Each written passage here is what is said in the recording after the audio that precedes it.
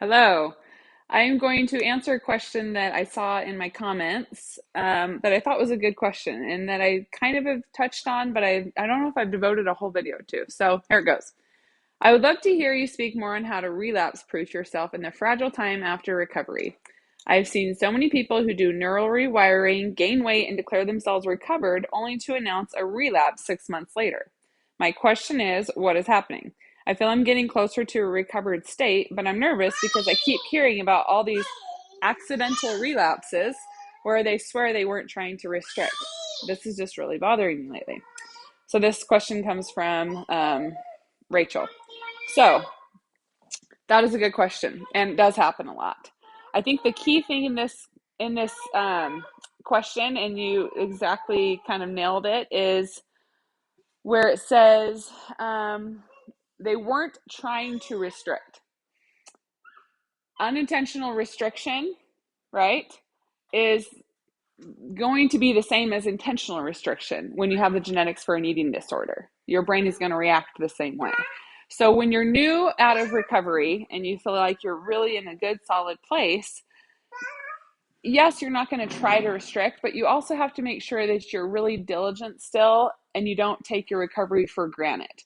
So I think some people recover and feel overly confident and think, oh, it's not that big of a deal if I miss breakfast. I'm running late and, like I'll get it tomorrow. And normal people skip breakfast sometimes. And they start kind of like doing that without seeing it as a problem because they consider themselves normal. And then because they're still very new out of recovery, I think they're still very sensitive still to any kind of restriction. And so that kind of turns into a downward spiral. So if you're in a place where you're getting closer to feeling like this woman who wrote me, feeling closer, like you're in, a state where I feel like I'm going to get there. I feel like I'm really close, but it's freaking me out because I see all these people who say they're recovered and then like she said in her question, 6 months later, they're fully relapsed. Sometimes it may be that they hadn't fully rewired and they kind of jumped the gun and then tried to, again, jump into they kind of stopped making recovery a focus and they just jumped back into their lives and maybe they had too much on their plate too quick.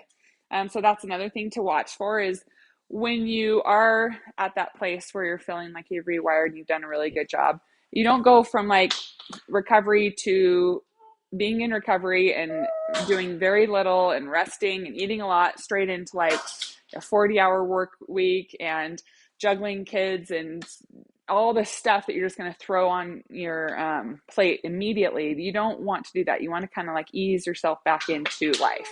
I think that it's also important to remember that if you haven't had like a really big stressful situation when you're in recovery, that it likely is going to happen in the future, right? Being fully recovered. And usually when someone's been through a stressful situation or going through one for the first time after being newly recovered, sorry, she's so loud, after being newly recovered, it's going to be kind of a learning curve for them.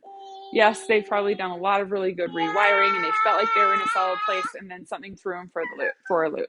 So you're going to want to watch for that too and just be kind of cautious. And you don't have to live your whole life in fear that you might relapse and be like 100% thinking about recovery your entire life. It's not like that.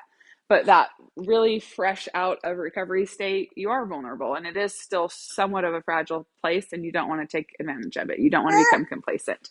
So when you're in recovery, 99.9% of your thoughts are revolved around the fact that you're in recovery and you're supposed to be eating a lot, you're supposed to be resting. And it kind of, as you get closer to recovery, it starts to become less of that. It still needs to be a part of you for some time before you don't worry about relapsing. I guess that's when you know you're in a good place because you're not going to feel scared. I don't live every day, oh my gosh, I hope I don't relapse. I'm really scared I might relapse. You just don't. And I don't see when other people relapse, it doesn't trigger me and make me worried that I'm going to relapse. So anyways, hopefully this video gives you some clarity. And I guess the main message is it's not like one day you're just fully recovered. It's kind of a gradual process. And so until you're in a really, really, really solid place where you can say that you have been there for a very long time, you still need to be very cautious. And even in the future, I don't skip meals, right? It's not because I'm terrified I'm going to relapse if I miss breakfast one morning, but it just doesn't make sense. Why would I do that? Why would I even play with that? Why would I even toy with that idea? because, it just doesn't make sense. Always eat your meals when you're in a really solid place. It's not going to have to consume so much of your life.